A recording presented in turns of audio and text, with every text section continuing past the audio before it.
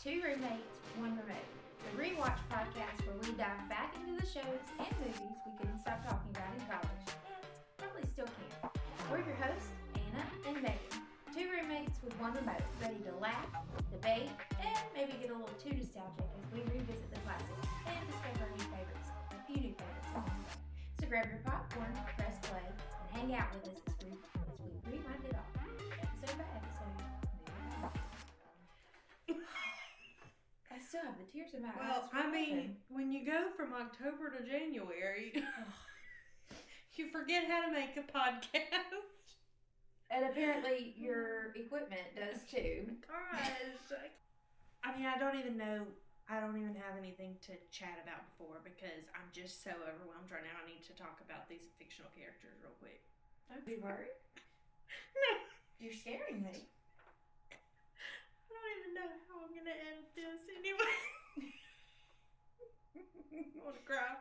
Okay, what did you think? Because I did a solo episode on episode 13, the finale. Obviously, it wasn't that great because I had nobody to bounce off of, so it was just me staring at myself. But it's fine. But it was my favorite episode of the entire first season. So tell us a little bit about what you think. So, it starts with cliffhangers, the cliches of those. We have Gramps not doing so well, who eventually passes.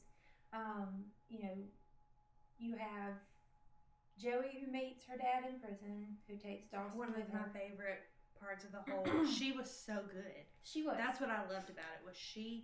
Katie Holmes was so good in those moments with her dad. She was very good. Let's see. You have Jen, who asks to stay or sleep over at Dawson's house. You've got Joey, who returns to Dawson's house after sneaking to go see her dad and is going to go profess her love for him. Finds Jen, runs away. It's very dramatic to moment. It is. And, Jen is trying to ask him if he loves her, and he can't even give an answer. Typical. Well, the answer is no. Just say no. No. He just doesn't want to hurt people. No. We're not going to get into that. So, then you've got Grams, who sees the whole thing unfolding and just lets it happen. I made a note of that. Because I feel like, if you think about the whole, at least season 1 as a whole, Grams was doing her best to try to be proactively protective of Jen, even though we know that Jen has already experienced plenty before moving there. But there was something about it, or just that scene of from overlooking behind Grams as she's watching from the porch, that just kind of felt very, I'm going to let her figure this out. And there was a part of me that kind of appreciated it because it's what basically Jen wanted, and she let Jen do it. So then you've got Joey, who gets the offer to go to France. Dawson doesn't want her to go, of course. He doesn't even hide it. No. And then you have, basically, I'm skipping a bunch, but the closing scenes of Dawson, who's like, I can grow up. And the Peter Pan references, and that all was just so queasy to me. Yeah. But, then it ends with a kiss. Yes. Finally, that has been building all season long. And so, yes, and that's where we're going to pick up with season 2. But we're finally starting back. My rating, though, was a 2 out of 10. That's it? I gave it an 8. That was my favorite. I'm sorry. Not him. No, I mean, the same way that I felt about Kiss was about how, which if you remember, Kiss was a decent movie. It was 3. Right, but 3. not, when I look back at my notes, I had a 2 on it. You're not giving anything higher than a 2? I think I gave a couple of them a 3, but that was the highest I think I gave. I was actually going to ask you, did you remember what my highest score was? I have it all It's okay, written it's somewhere. Okay. I think that the highest I gave anything was a 3. I don't think I gave out a 4. No, you definitely didn't give a 4. No, so I mean, but I think that Double Date was your highest one because it was mine until the finale. Right. So I mean, hear me out. I liked the finale, but there's something about season 1 that we know this. I don't like it. Yeah. And I honestly don't like this storyline and where it's headed. With Dawson and Joey. Yes. So there's a half of me that feels that as far as, when I'm making my decision on ratings. Yeah. When we get further into this episode of season 2, there's a different vibe to me of the show, even with Joey and Dawson being together. Correct. We'll get there. But let's get into yes. like the synopsis. So I will say, I've never usually shows season 2s are not my favorite seasons, and this one is really not. I think honestly, I say 3 and 4 are my favorites because Pacey. So it doesn't mean that 2 is bad necessarily. I just kind of forget about it mostly because Dawson and Joey are together the majority of it, and I don't like him. But it's fine. It's fine. So we know that they are cringy teenagers, and their dialogue is a little unrelatable. But what I do think in season 2 is that we see more relatable teenage moments. If we put ourselves back in as a teenager, we can relate to it a little more. Season 1 felt a little unrelatable. It felt a little young. They felt young pretending they were old is what it felt like. The conversations they were having constantly about sex and constantly about these relationships, that felt too mature for them at the age they were. I feel like season 2, we finally are coming into their age a little bit more. But so I honestly love season 2, the starting off. Like I'm excited about it. So anyways, okay, we're gonna dive into the synopsis of episode 1. The Kiss, not Kiss from season 1, The Kiss, aired on October 7th, 1998. The day after their first true romantic kiss, Dawson and Joey both begin to have doubts about the future of their relationship as Joey forgoes her plans of going to France to be near Dawson. Meanwhile, Pacey decides on a new hairstyle for himself and becomes chummy with the new girl in town, the neurotic, stuttering Andy McPhee, after they accidentally collide with each other in their cars. Pacey then receives help from Andy, getting the attention of a senior cheerleader, Christy Livingstone. Following the death of her grandfather, Jen debates her own future after figuring out that Dawson and Joey are now a couple. Also, Mitch doubts the future of his marriage with Gail when he goes to see a divorce lawyer. Wow. It's a lot that happens. Wow. Yeah. Okay, popularity rating, not very high. 111 out of 128. Interesting. IMDb user, 38 out of 128. So it's a little higher. And honestly, I completely forgot to even find any. I have no funny ratings from other users. It slipped my mind completely. So I don't know how people actually felt about it. We're a little out of.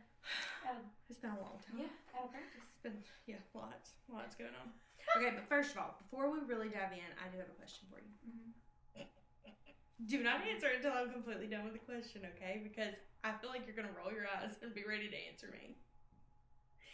If you were given the opportunity to go anywhere that you've ever either dreamed about going, or maybe not, but it's just a new experience, you get out of the town that you say you hate and need to get out of your entire life, are you turning it down for a boy?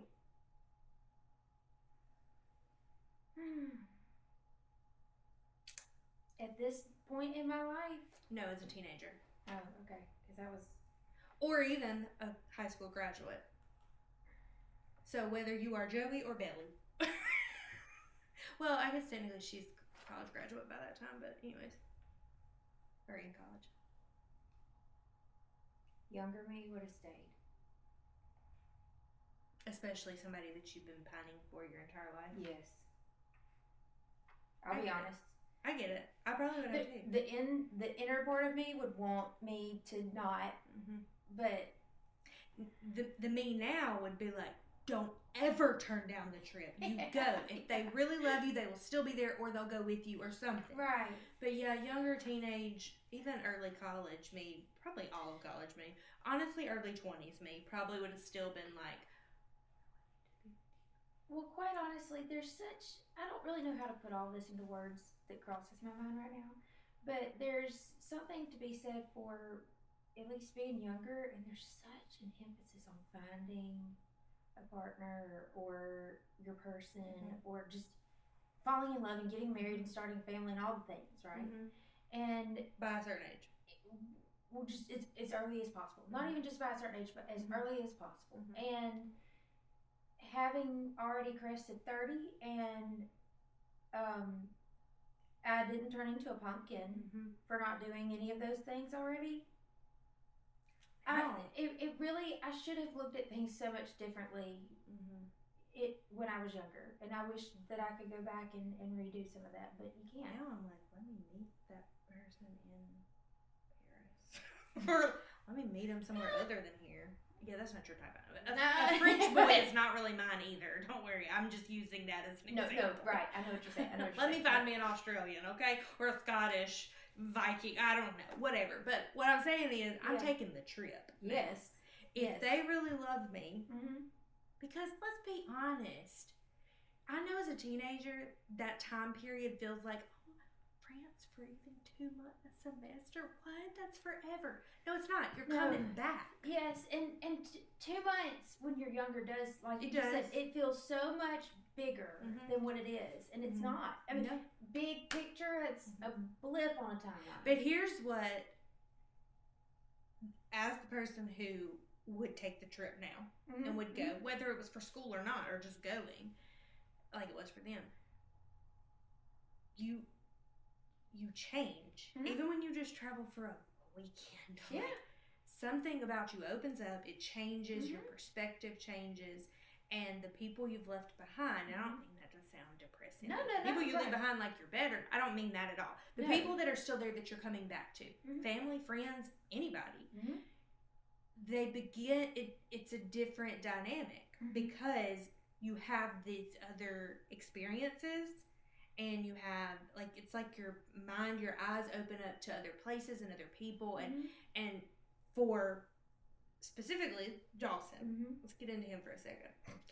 Because even in the finale, and then we see it in this episode too, it's like he's having this inner war with himself of being like, you need to act supportive. It's like an inner thing of like, your face is showing that you're not happy for it, you need to fix it right now. And he's like, oh, you can get, that would be awesome, cool. But then really he wants to be like, please don't go, I don't want you to go, because of his own insecurities. He doesn't want her to go, and I think part of that is he knows that if she left and she went somewhere without him, she would see that there are other people, that there are other places, that there are other things that she's been opened up to, and he will not be as big in her mind as he always has. She'll gain a new perspective. Absolutely. And he may not be thinking that deep about it, but that to me is the underlying root of somebody does not want you to go because of everything that you will get out of that, and they will be the one left behind. And she's his security blanket. He's just not realizing that. But it goes back to that same old thing about she's the toy on the shelf that he wants to play with when he wants to, and when he doesn't, and he's still be there. Now, Megan, don't get too deep into this. These are fictional people. You better stay on that side of the couch. Let me just tell you what happened to me. Okay, I'm going to go ahead and share this. Let's start out the season strong with what some man decided to comment on my TikTok video. Wait, what? Oh, yeah. What? Okay, so the episode, the beauty contest episode, I was fired up on that episode. Yeah. Everything about Dawson, I was just, so some of the clips from that episode, like, I posted the clips on TikTok, and I don't remember what I said in it. It was like us diving into like the character of Dawson, and I think I got mad in the video. Not mad, I don't know. I'd have to find the video and show it to you. But anyways, why didn't you send this to me? I don't know. Oh anyways, my gosh, I've completely missed this. Anyways, this guy, I don't know how old he is. I don't care. He could be a bot. I don't. so because he couldn't spell. But that's a bot. no, I mean it seems like just somebody keyboard warrior. Anyways, a troll commented and said, "Gosh, what did he say exactly? Basically to the effect of, why are you getting so worked up? You do know this is fictional, correct?" To which it infuriated me because I was like, so I made my own video. And just, I needed to inform the people because, I mean, people on my TikTok, they watch Dawson's Creek. So I needed to inform them that it's fictional. I didn't want them wasting their time waiting on Pacey to come around for them. No. And fall in love. It's a fictional show. We don't need to worry about these people. I was fired up. I was like, did y'all know that this show is fictional? Because I didn't know. Until a man had to tell me. No. So don't get worked up over Dawson. He's fictional, okay? I hope that did you at least tag that man in it? I just let him go, but I had all the girls supporting me. I love it. I was so fired up. I don't tell I told you I haven't been on TikTok in months. I know. But I was just like, you're the problem. You're the problem. Clearly, yes. So here's what I'll say about this podcast. We got to go right now. I know it's fictional. I'm still going to get worked up, and I'm probably going to get even more worked up just because. Yes. Second, my people get just as worked up. Yes. People, we are now almost 30 years after the show started. Yeah. People still hate Dawson. Yes. Just as much as they did in 1998. Absolutely. And love Pacey just as much, if not more. So you know what? The people who get it. Yeah. Keep on scrolling. Yes. If you don't like it. Exactly. If it bothers you, there's other things you can go watch that you should enjoy. So. But it's fictional. I promise you, your documentaries you watching probably got some fiction in them too. Oof, I'm telling you. It got me. Yeah, if he finds this podcast, just know we'll be praying for you. You can leave a hate comment, I don't care. Because it Drive the helps algorithm. us. Yeah, just drive the algorithm, baby. But thank you to the man from West Virginia. Yes. Who is Shout out. supporting. First person to ever use our text message feature. It's a real fan. Telling you. I just was so worked up. I was like, I am not really one to like clap back on the internet, but here we go. Yes. Here we go. Go for it. I mean, that's what TikTok is for. Exactly. The fact that you feel the need to stop, pause, click comment, Seriously, and tell me that a show from 1998 is fictional. So I might need you to remind me as we go through these episodes that it's fictional. Okay. When my heart flutters over Pacey. Baby, my heart fluttering for Joshua Jackson. And he real. He is real. I'm telling you, I could spend a whole episode talking about this man on TikTok, but I won't. So anyways, we are in episode 1 of season 2. Yes, we are. We already entered it, but yes. We pick up immediately where the finale left off. They are still kissing in his bedroom. And it's I don't like it. I don't like it at all. No. And honestly, they don't know what to do. They're just kind of like, and that to me is even cringier than the kiss. they just kind of. But here's what I meant by this season feels a little more relatable. This is like for 2 15, 16-year-olds who, well, one has had these feelings for a long time. One is just now realizing it because he didn't want to lose her, and bam. And then they kiss. I can see where it would be like, oh crap, what just happened? Sure. We have now left the friendship era. Like, it's like, what's about to happen? And I get that. It was awkward to watch, but it felt relatable and real. Yes, but I feel like the awareness is a little too poignant. Like, in its own way because I feel like it had to be written that way. Oh yeah. To convey fully what they were trying to do with the storyline and the scene and all that, but it almost to put what was in their heads out in the open. So I get that, but at the same time, it's kind of like if that actually happens in real life, I don't see somebody immediately jumping to, oh, we're no longer in the friend zone. Like it instantly goes into a gray area. Like in my head, like. I mean, they had kind of already though in the beginning of season 1 had that conversation of it's not the same friendship that we've always had. Right. I can't sleep here anymore. So they had kind of already entered that. They have literally plowed through that boundary line now, though. Yeah. It's yeah. Smacking lips.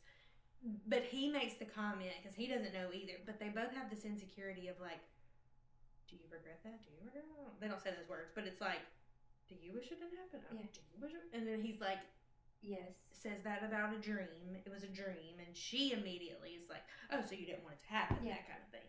Poof, poof. It never happened, Dawson. Yeah. And that's not what he meant. No. But again, Dawson, for all of his big words, he actually doesn't know what to say correctly. But here's this scene. She starts to leave through the window again. And he has the moment of, nope, not letting her go, silently. And he goes and he grabs her and says to her, don't even think about going through that window. Pause there for a second. If anyone else had said it, I would be like, I know. Anybody else.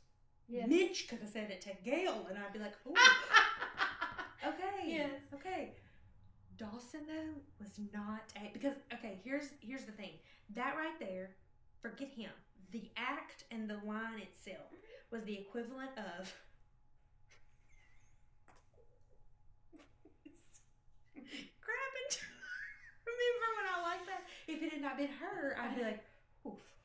I know. You can grab, not in an aggressive way, you can believe it. Okay, that was the equivalent. And then, like, Conrad doing it to Billy in those scenes. And no, when I saw it, I thought of you, but I knew it's Dawson. It's Dawson. If it was anybody else. Because it's Dawson, it becomes instantly robbed of some level of sincerity because it's Dawson. And we already know that he's so conflicted internally that he doesn't know what he really wants. That it wasn't cute. It wasn't cute. She loved it, which is great. She is getting everything she's wanted. Right. But she's also seeing, like, she's getting out of it what she wanted because it's her own way of filling in the blanks. And do you get what I'm saying? Like, yeah. Or what I'm trying to say, kind of. I think so. It's yeah, you get what I'm getting at. But anyway, the scene was like, oh. Yeah. So, okay, I think because most of the episode is Joey and Dawson. Let's just cover them real quick. Yeah. And then we'll go into the other people. So, after the credits, we have this back and forth between both of them waking up in their respective beds. Did you notice her bed? It was a pull-out couch. Yeah. Okay, episode 2, that's not it, though. So it's like she just crashed there that night. I don't know, it was weird. Because in episode 2, that is not her bed. No, I mean, I don't remember. I've already watched it, so I don't remember. Right. But I didn't think, she's not at his house. No, she's at hers. Right. But it is a green pull-out sofa couch. I didn't pay attention or sofa to that. bed. I wasn't paying much attention. Whatever, it doesn't matter. When I first watched it, before I watched episode 2, I was like, back to season 1, get this girl her own space. I know. She don't even have her own bed. She does, but that was kind of weird. But I did like the back and forth, seeing them each respectively wake up and like remember what happened the night before and smile, because it takes you back to those moments of like, did that really just happen last night? And it could be something as simple as like flirting with somebody, like innocent flirting, or just having fun, or going out with your friends. You wake up and go, that was good. That was fun. You know, and the sad part is when that is actually occurring at that age or whatever, you don't realize that it don't happen like that forever. You know, like now I wake up and can't feel my back and everything else. So I'm like, it's a totally different wake up and like, I should have gone to bed last night. Yeah, no. I mean, even if it's like it'll never be the same again. And you know, I wish I could go back and replay a little bit of that. Right now, when I was watching this, I didn't think this, but right now, I'm having this moment of like, I can remember a first date with a high school boyfriend, and we went to the movies, and we had at my house we lived in the middle of town, so it was just like on the street, and there were these steps that walked up to the front door from the street, and then it was like a little sidewalk, but I don't know, it was weird. Anyway, so we got it. He parked like on the street in front of the steps, and so we got out, and he was walking me up to the front door, and like our first kiss was on the steps. So it's almost like, okay, why do I remember it this way? I did not do this. But do you know the movie Princess Diaries? Yes. And it's like the leg pop. Yes. And then our foot gets that. The foot pop. I literally thought that. I remember thinking about that. Yes. Before this whole date thing. And I was like, but I didn't do that. That would have been a little too much in reality. But I can remember like the anticipation, the build up of like the date beforehand, and then in the middle of it, it's like you want to remember everything, but then it's now the anxiety of, are we gonna kiss thing? Because at that point now, I won't 100% say I won't kiss on the first date, but like I won't say that definitively. But back then, like small town, we knew each other a whole lot, so it wasn't like strangers kissing on the first date, but. I just remember waking up the next day and having that moment of like, because we were their age. That was that age. Sophomores. Yep. And so just waking up with that giddy feeling and like a little nervous to see him the next day because yes, it all happened, but like, what's it going to be like now? Yeah. I completely understand because they're having that moment, both of them, this whole episode, even after they see each other again, they're like, how do we act around each other? And like at school, they didn't have it yet. No. They didn't know what they were doing yet. Ooh. Before they get to school, I gotta point this out. Who on God's green earth is going to get their hair cut before school? Oh, not just haircut. Colored. He got galites. And not just frosted tips. Guys. Christy Livingstone was there getting her hair done too. No way. They didn't start at 4 a.m., honey. No. So, no. I'm like, what time are y'all supposed to be at school? What's happening? To me, that was poor plot. Well, here's what it is. They had to work it in there because Pacey, Joshua Jackson, had bleached his hair for a movie he did. So they had to explain. Right. To me, they could have just said, somebody could have been like, what the heck is wrong with your hair? Yeah. But the finale to the first episode, a few hours had passed. So it's not like a weekend where they could go, what'd you do to your hair? And he's like, oh, this weekend I went and did it. It was literally nighttime, bedtime. They couldn't explain it any other way. And Dawson, when episode 1 of season 2 picks up, even though it picks up where it left off on the finale, that's a wig on his head because he had gotten a haircut, but they needed to make it consistently look like it was in season 1. So they had to put them in a haircut chair. I don't know how you do it because I understand no time had really passed. So when were they gonna have that done? But it's not realistic. Nobody's going to get their hair done before school. No, and I mean, to me, they probably could have even made it. I mean, I don't remember it even saying what day it was. It's a Friday, only because, like, this episode is a Friday only because they go to the movie on a Saturday. And Pacey says something about tomorrow. Do you want to go to the movie tomorrow night? Right, but I meant, like, from the finale standpoint. I don't remember them saying, like, it's Thursday. But they had to pick it up with them kissing in the dream. I guess. No, I get that. But why couldn't that have been a Friday? And then it's Saturday and they did all that? It doesn't. It kind of that honestly would have built more tension of like, when am I going to see him again? Right. How is this going to be? Like, yeah, it would have built more tension. You're right. I don't remember if they set up the finale to be a certain day, though. I don't remember. I don't think they did. Yeah. But it doesn't matter. I feel like that was awkward plot choice. But I get why it had to be done. Correct. For the way that the episode was going. Sure. But not realistic. No. Let's just throw that out there. Ain't nobody, but not even there's a guy. plenty of this show that's not realistic. Well, I know. Like, it's not fiction, or it's fictional. Thank you. I need to be reminded sometimes. Yes. But Pacey and Dawson are discussing the kiss from the night before at the same time that Joey is discussing it with Bessie. Yes, and that is cute. But then Bessie takes it too far, really quick. Well, having the sex talk. Yeah, I mean, she's the adult, and she's feels the need to. I still feel like I don't know that the approach was just. I think what did not take me out of it is only because this is the perspective I look at it from. Now, if these sisters, if she was given the sex talk with her younger sister, with just the first guy that she kissed and she hadn't spent the night at his house her entire life, that's the only thing that I can see her being like, oh, okay, look, we've crossed the line now into something else. We can't go back to that. I can see while they're changing the flat tire. Yeah. At the ice house, they go into work before school. Yeah. What time are we waking up, people? Right. I mean, this, like I said, it felt so.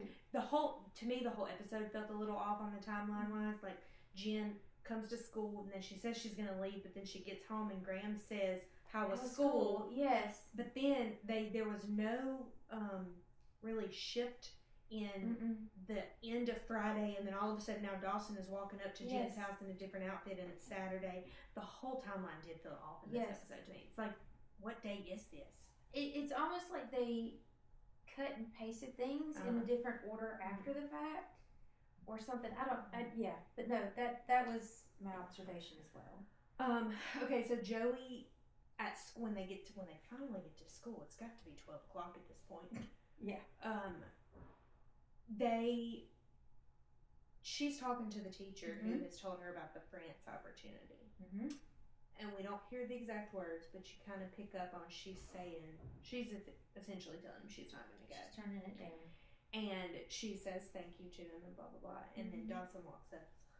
Terrible, terrible outfit. Yeah. Some of these 90s outfits, I go, oh, yeah. I like it.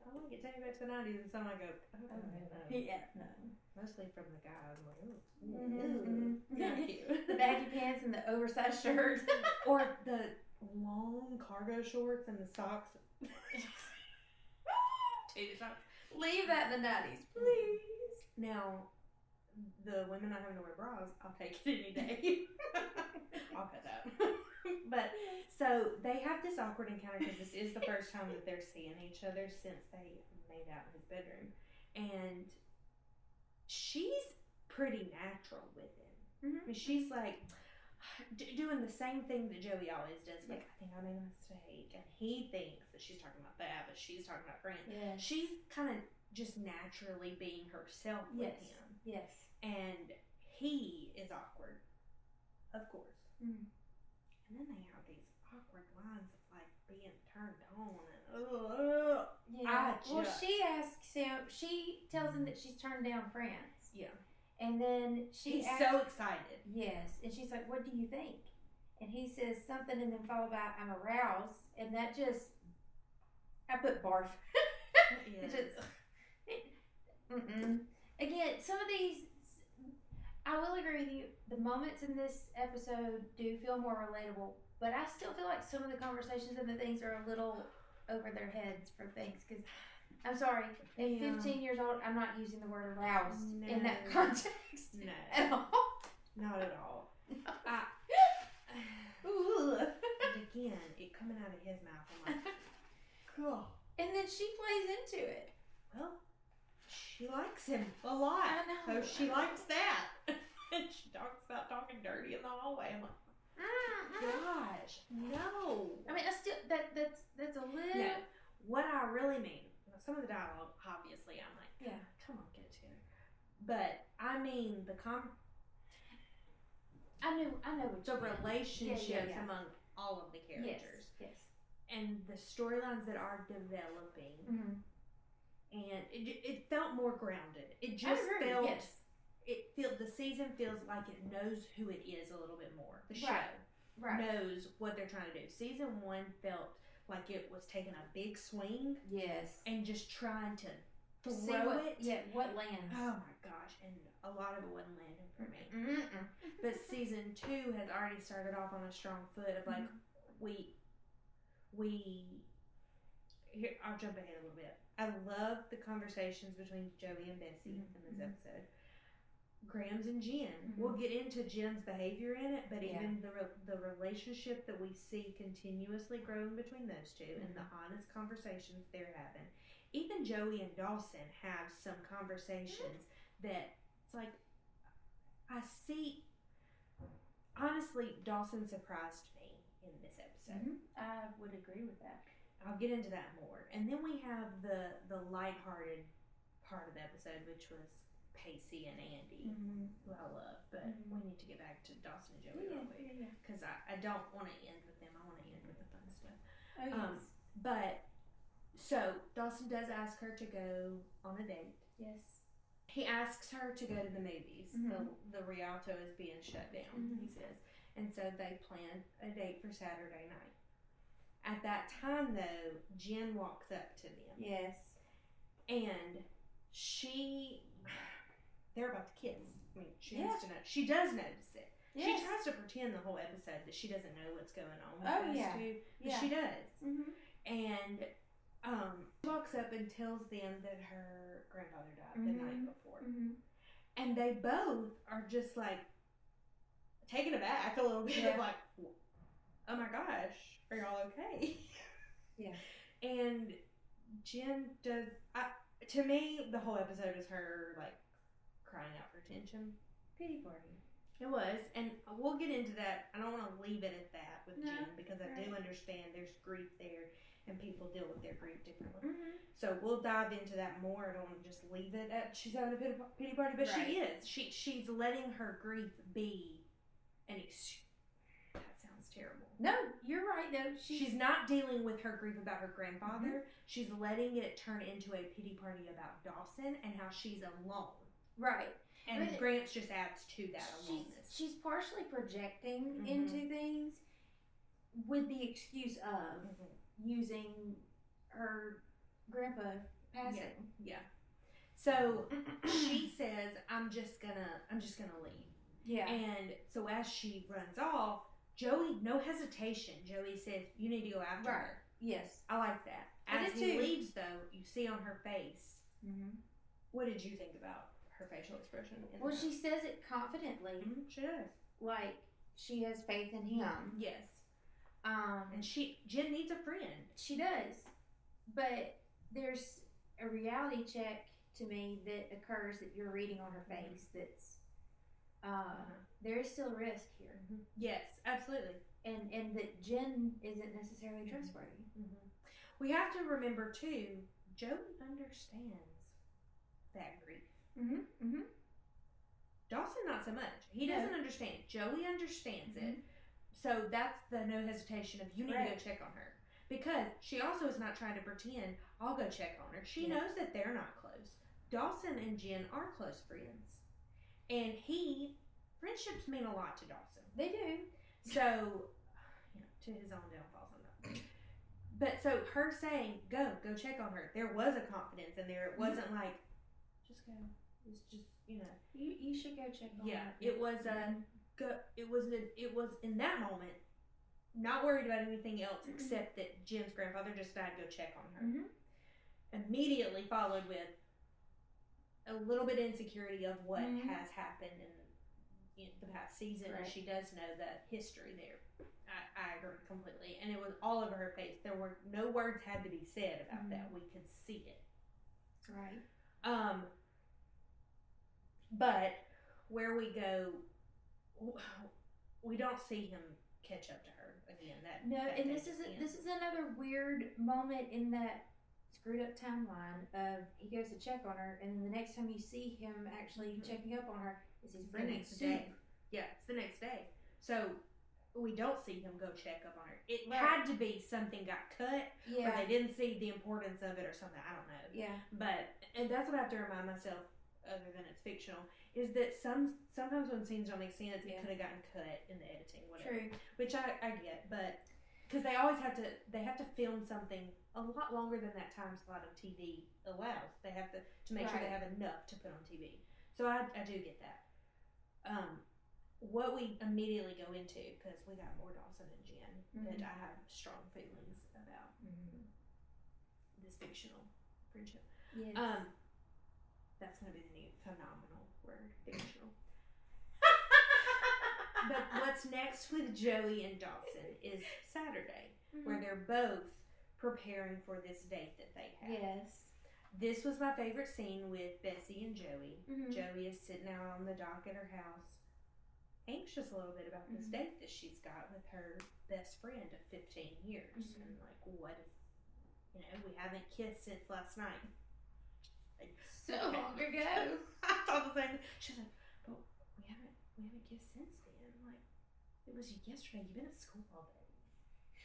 It's not all about making out in the hallway. Exactly. Well, it is in that stage. Yeah.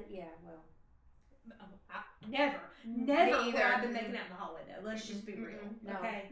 Never. Nope. Also, we had teachers in the hallway. Yeah. Like, they have no adult supervision ever. Never. You are correct about that. But she is kind of having this anxious moment of like, what is that the best it's going to be? What's going to happen next? Is the next kiss going to be like? There's some anxiety of like, when's the next kiss going to come? There's a part of me that some of that felt a little too advanced, only because to me you haven't kissed enough people to have that notion. In my opinion, like I would just, in her shoes, be so excited about the opportunity to potentially kiss them again that wouldn't even cross my mind. I think part of it though, with these two characters in particular, the history that they have, I think both of them have that underlying, is the other person gonna realize that we should, like, is this gonna remain mutual? Yes. Are we? Yeah. Is the other person going to decide that we should have just stayed friends and that they regret it? Like, it's that whole thing of like in his bedroom, in that first scene of like, was this a dream? Is this that kind of thing of like, did you want this to happen? I don't know. Did you want this to happen? They have this insecurity that's underlying a little bit, and so I think that's where it's coming from. Is what I would say, and so I can understand that. I agree with what you're saying in most circumstances. With these two in particular, yes, but I also get that. I think that I would have been that way. Right. But I think that Bessie, and this is mainly what I meant by Bessie taking it too far, is she's the one putting things in her head in some regard. Like you can see it register on her face, like, oh, I hadn't thought about it, advancing. Yeah. But, But they have. That's all they talked about in season 1. I know. But I'm just meaning, like, Bessie bringing certain things up puts pressure that she probably hadn't, in some cases, or some of those topics wouldn't have already necessarily been stressing about. Anyway, I like what Bessie had to say to her. The advice she gave her about that second kiss, that she's partial to the second kiss. Because as teenagers, as adults starting a new relationship, that passion at the beginning is like, you're on a high from it, I think. And so her saying, I'm partial to the second one because it's more real, it's rational, it's thought out. It's like an intentional decision that I want this with this person. It's not a spur of the moment. We just kissed because we're having these feelings all of a sudden and we're shouting at each other and bam. Yeah. It's, we both want this because this is the decision we're making that we want to be together. And I like that. I thought it was really, it felt like a motherly thing. It did, yeah. And that's the role that Bessie has with Joey at this point. She's her sister, but she's raising her. Also, I loved Bessie's 90s outfit. Okay, I'm gonna say her hair tucked back with her clips, her berets, and her life. That was good. It was. Bessie looked like a cute little 90s mom. She did. I liked it. Getting her figure back after having that baby. I know. Her. But she'd already got it back Immediately. Yes. No hospital needed. But drop that baby bump. Literally. But, so that was a good conversation. I think it really helped Joey kind of calm down a little bit.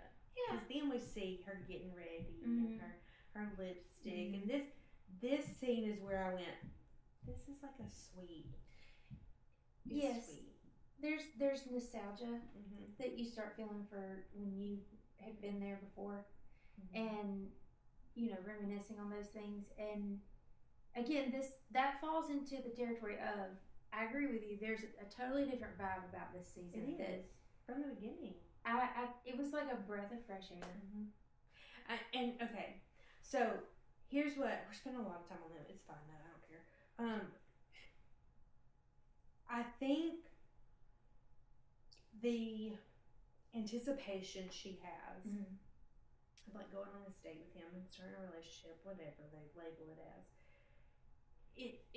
it's like sweet, and because of the friendship, it adds another layer of anticipation and anxiety, which you do want whoever you're in a relationship with to be your best friend. But I think there's two different sides to that, though, or two different types of that, because here you have somebody that has been your best friend forever, and then now there's feelings involved, and I think it's a hit or miss on whether you can ever see them as anything but that best friend and that brother or sister. Right. And then there's a difference of forming a friendship and being so bonded and close. And then, like, there's those feelings that you have for each other. And I'm just going to say it. Like, the friendship that Joey and Pacey develop in season 3 and 4. That friendship is different than Joey and hers. Because to me, or Joey and Dawson's. Yeah. To me, Dawson and Joey's is more of that brother-sister to me. Yes. I don't feel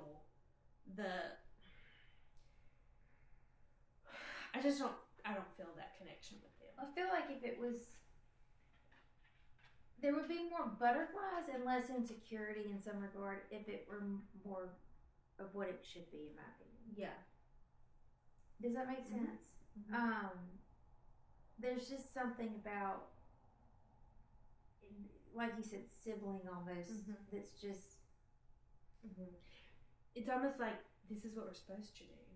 Because everybody's been waiting on this for years. And she's wanted this for forever. Yes. So she's literally, I just feel like in its own way, she's always projecting into it what she wants out of it to some extent, because she's wanted it for so long. And even in like the last season, one of the last episodes, there's a conversation between the two of them of like soulmates. And what does that mean? And she has the line, don't quote me on it, we'll get to it, but it's like soulmates can be different things. We can have like friends that are our soulmates, and then you have like the love of your life soulmate, and there's different things, and it's not just one thing. We'll get to that because it's really good. But with them, he picks her up though in his boat. Where did that come from, by the way? He's had it. Only this season, but it's in the next episode too. I know, but it's when I saw it, I was like, okay. Not the canoe that she keeps rowing over there. Come pick me up every time, dude. Well, just you could go to her, you know. She doesn't have to row to you every time. Also, let's just talk about this for a second. When it keeps going back and forth to him on that boat, and you can kind of see like, this isn't a quick little road to his house. Like, that's what I'm saying. But she is literally... Yes. And then when Bessie's having the baby and she's having to row the boat, like, no. Absolutely not. Let me borrow the motorboat, okay? I'm not doing this to come see you. And then climb a ladder up to the second floor. Seriously, I mean, you can come see me. Sometimes. Fictional. Okay. It is. But it's already, she's already committed or just, I don't want to use the word brainwash, but it is what it is. She always has to go to him. Mm-hmm. And I just, anyway, I'm not going to get on that soapbox, but no. Okay. Him getting off the bed though, okay, forget his sweater vest because it didn't on the top of the t-shirt. I didn't hate it. He did look cute though. He did look, I made a note. Dawson's actually cute. I did too. I mean, the haircut, everything. Yes. He looks a little more grown up. He looks tan. Yeah. Yes. He looked a little more grown up. Oh, and I see you. He picks a flower for her. Yeah. Hold on. Pause. He walks up to her, and I just thought, this is sweet. I like this. Yes. Then they have this moment they are literally nose to nose though, and I don't like this because like take a back up. But that's how I felt about them talking in his bedroom. Like they're so far in each other's bubble that's uncomfortable all the time. You can catch each other's words with your other it was so much. Yeah. So, but to finish him picking her up before they get to the yes, they have this interaction again talking about sex, and then he says, let's start out something smaller. Mm-hmm. And she says, what do you mean? What do you have in mind? And this really was my favorite line, and I don't care that he's the one that said it because this fits his personality. It does. He says, I would like to hold your hand. Mm-hmm. That was sweet. It was. Yeah. It didn't feel. It didn't feel like when he used to say things like that to Jen. Mm-hmm. You know, when he would say that, oh, God, I don't like you. It's like, you know, I just don't know. I don't know what it is because I don't want him and Joey to be together. It just, I like that. It felt genuine. And it just felt very, very sweet. And not too advanced for his age. Right. It had an air of innocence to it that I appreciated. Yes. She just took his hand with her little flower in her hair. Mm-hmm. And now I don't know where they took the boat to. Because then we see them walking. Yes. And they're in the movie theater. Yes. Whatever. She still got her flower. She could does have still taken have her her flower flower. from her own flower bed to her house. But you got a real kick out of that flower. I did. She's just sitting there and it's little yellow flower just, and it's not even like it's it's her drooping or anything. No, little daisy. Now what I did not like, the camera does pan across the movie theater and we see Graham sitting there. And what I noticed with her is she is just sitting there smiling, looking up, smiling. And we found out why in a little bit, but I did think, I noticed that. Yes. Then the camera gets to them though, and he stares at her a lot. Yes, he in does. the scene. Yes, he does. And they're close to each other, so it's like, I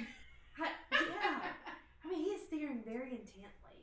And God bless her, she doesn't flinch at it. She just continues. I would have been like, I'm pretty sure that she's used to it. I would have been more like, you okay over there? got something on my cheek. It's just weird. You might just take a picture. It'll last longer. Go get your camera, Dawson. But, anyways, we won't harp on him too much yet now because he is being sweet and cute in this episode with his new fresh haircut. Within the same 48 hours. But, whatever. Okay. They're sitting there, the movie's about to start though. And Jen walks up. Yep. Now, the scene that we did skip is Dawson did go check on her and took some soup from his mom because her grandfather did die. And she says that she's just gonna, what she said? She was basically gonna stay home. Yeah, and just be miserable. So yeah. She has a line, and he says, "Don't try not to be too miserable." He tells her he does not invite her. This is what I did like with that scene. Same. He does not, because this has been a track record with Dawson. I'm feeling bad and feeling like he needs to include everybody. And also, I have flash forward because this came before it, but Lucas and Peyton and Brooke type feelings with all this. He does not feel the need to say, "Why don't you come with us to the movie?" he says, you should get out of the house. Yes. She then shows up at the movies because she knows he's there on a date with Joey. This was pure manipulation on her part. Absolutely. Calculated. Yes, she was not being innocent like she tried to come across. Of like, oh, you told me to get out and be with friends. Am I not welcome here? No, she was crashing that date. She is trying to get his attention only because she is not the object of his affection at this moment. Right, and she already made the comment. You know, he's talking about him and Joey, and she said, well, "What about Dawson and Jen?" Like, you broke up with him. Correct, and he points out, "I think you just need a friend." Yes, he really. Kudos to you, dude. Absolutely, proud of you. I'm very impressed with him. Yeah, honestly, in the way he's trying to handle his friendship with her and balance it with his new relationship with Joey, and trying to be respectful to his girlfriend that they haven't labeled that yet, but trying to be respectful in that. He is. Now, when she does show up, and then this was all part of her plan. She can see on Joey's face, she ain't dumb. She sees that Joey is like, what the heck? And Joey knows exactly what this girl is doing. Yes. Because Joey did it when Jen first showed up. Not in the same way, but she still had the same motives. Yes. Jen runs out because she knows he's coming after her. This time, however, Joey does not say you should go check on her. No. But you can see the dilemma that he's having inside his own mind of, oh my gosh, do I go check on her? I don't want to leave. I do see that he is struggling with that. He does not just immediately jump up and go to Jen. No, but he does end up going to her. This was honestly, this was the first part that I went, my gosh, Lucas Scott. That is Lucas, Brooke, and Peyton right there. Yeah. Because he could never be with the person he was with. He was constantly going to help and save and rescue. Well, he has a hero complex. Yes. Dawson has a... Correct. Dawson wants to check on his friend because he knows that she's going through a hard time right now. He does not see this as her being calculated, trying to get him back, because he also is very naive. Joey sees right through it. Yeah. She knows exactly what Jen is doing. So that's why she's like, now at the school, the difference is Jen's grandfather died. Jen did not want to be at school. Jen runs off and she's like, go check on her. Yeah. Her grandfather just died. This time, though, this is not subtle. This is not. No. She comes in, sits down, all cheery. What? And then y'all don't want me here or whatever. Then she's like, I made a mistake. I should go. So Joey can see the difference. Yes. Absolutely. And that's why she's annoyed. So it's not, Joey has every right to be annoyed in this moment. Yes, but also I applaud Joey for not herself playing into it. Yes. That was very mature. Even through the rest of the episode. Yes. But, okay, let's just finish at the movie theater with Jen, though, because this scene, it infuriated me. Yeah. And honestly, it still made me very proud of Dawson. Because she did not leave the theater. She runs into the lobby and then takes a seat because she knew he'd come after her. Yes. So then she is trying to bait him in with, this is where we had our first date, now they're tearing it down. Isn't that just a metaphor? And she's just trying to it's all pity party. She even makes her threatening comment about self-harm. Yes. And it was very distasteful. Especially after all of season 1, I really, I know. Classy Jen. This was not. I know. What I do remember of us watching this season, that's this. Oh yeah, Jen classy. goes down. Classy Jen is she's left the building. Now I do think that there are things that happen. Yeah. And she does not deal with them correctly, and that's what sends her in this spiral.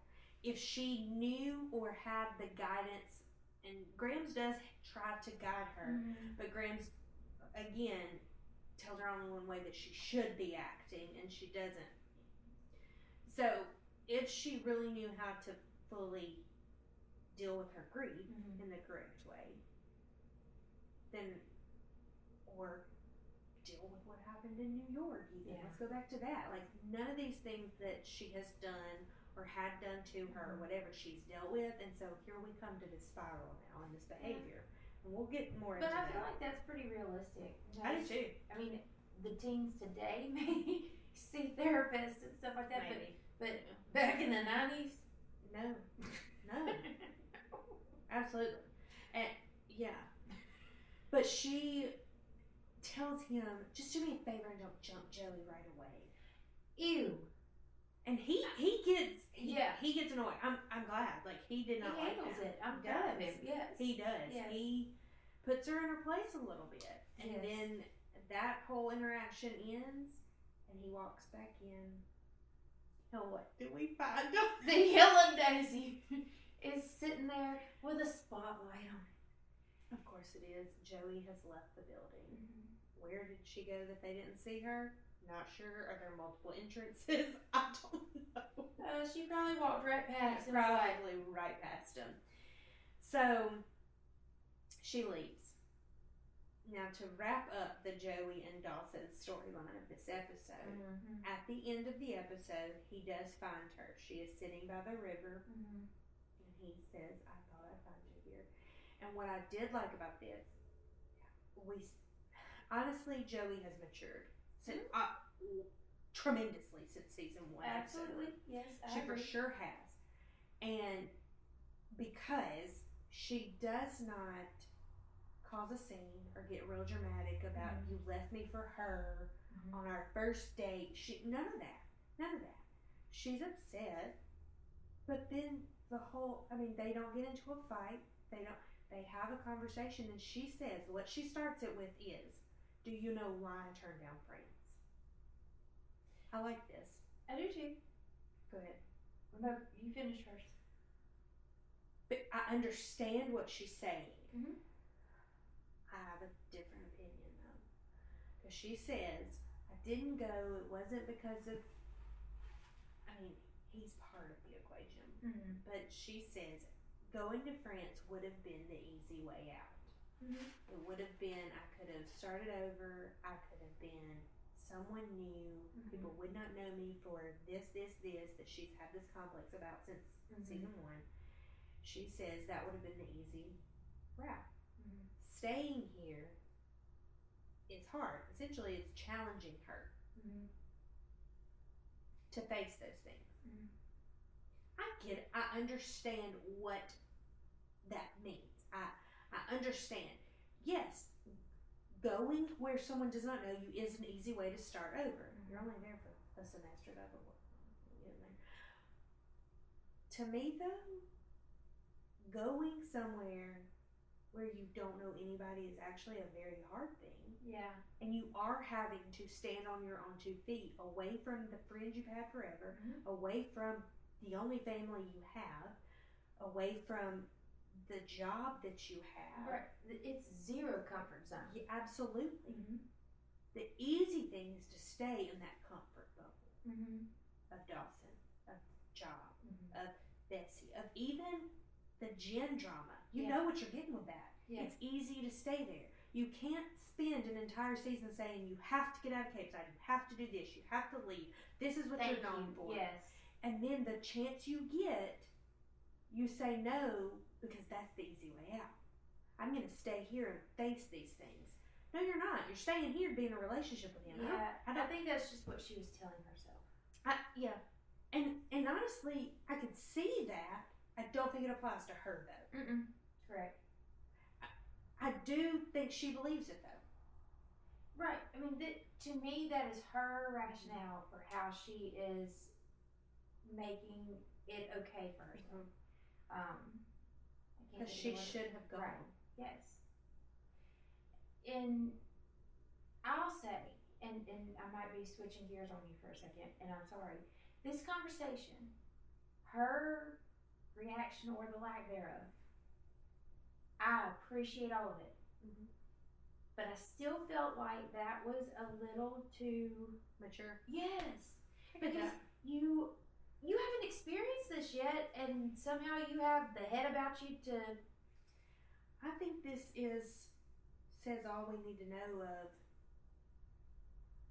She is not meant to be with this person. Well, correct, and that's basically where I was coming back around to, is that if this really was teenage love, and he's running after his ex-girlfriend. Yeah, no, you're going to go pull her hair. No, not really, but you get what I'm saying. I don't really remember if they have fights about other, like, jealousy of other girls, like throughout the.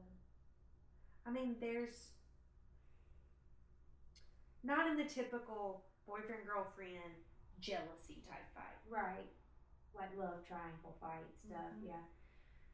I mean, there's tips, but there's not anything that's like full blown drama, and at least that I can think of. I haven't seen, honestly, not really in the show itself. They're just, to me, that was slightly unrealistic and just really scripted. But I appreciated it though, because to me, it's what I would wish would happen in its own way. Mm-hmm. And it did leave you with a sweet scene at the end of the episode. Yes.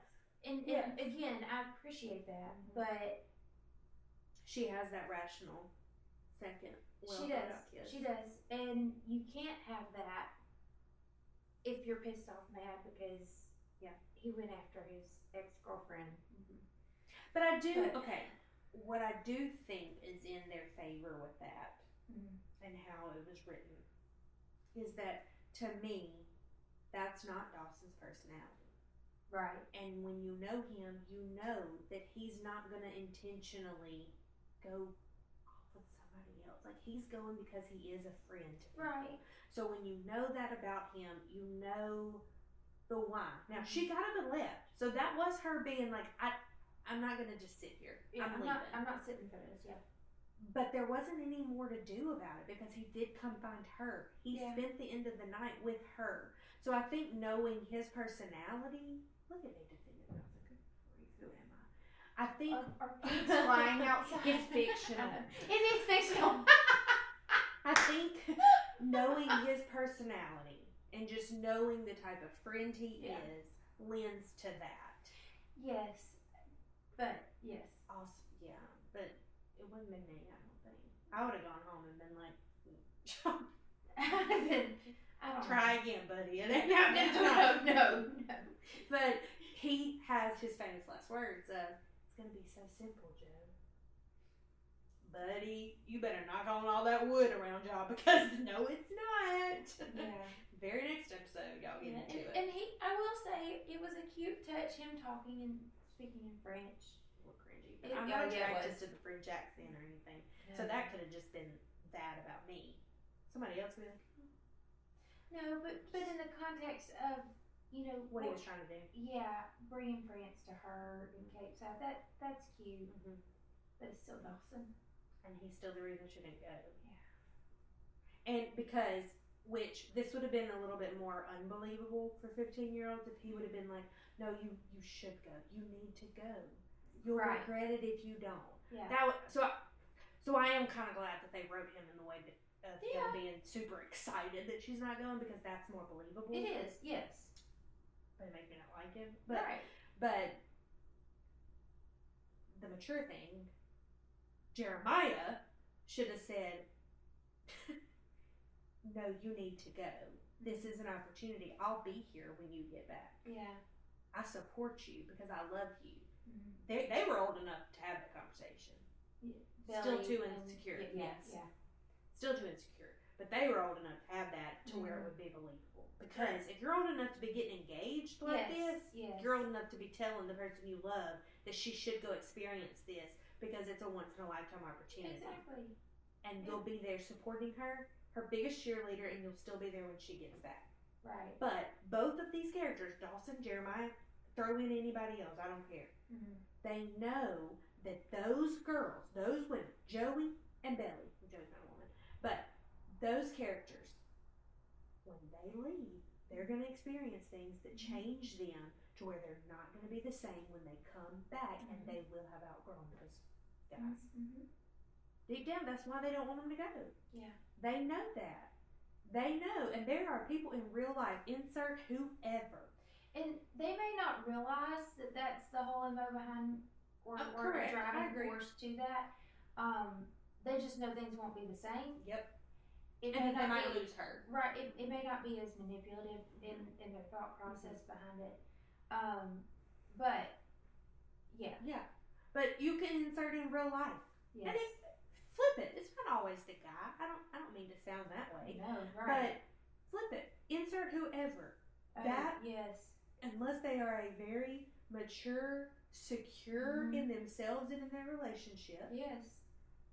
They don't want someone to go and explore and thrive and chase after a dream because it's going to change things. Yes. And they might not be a part of that. All right, we're going to hit pause right here because this episode is officially too big for one part. Part 2 drops this Thursday, and trust us, you do not want to miss where this goes next. Make sure you're following or subscribed on Spotify or wherever you listen so it shows up right in your feed the second it's live. And if you're listening on Spotify, go ahead and hit that follow button and leave us a rating. It helps the show more than you know. If you want bonus thoughts, clips, and all the unhinged commentary that didn't make it into the episode, come hang out with us on social media. We're posting reactions, polls, and behind-the-scenes takes all week. You can also watch full episodes and extra content on YouTube, so if you like faces with your opinions, that's where to find us. And if you want updates, early info, and occasional exclusive goodies, make sure you're on our email list. The link is in the show notes. As always, thank you so much for listening, rewatching, and spiraling with us. We'll be back Thursday with part 2, and yeah, things only get messier from here. Bye!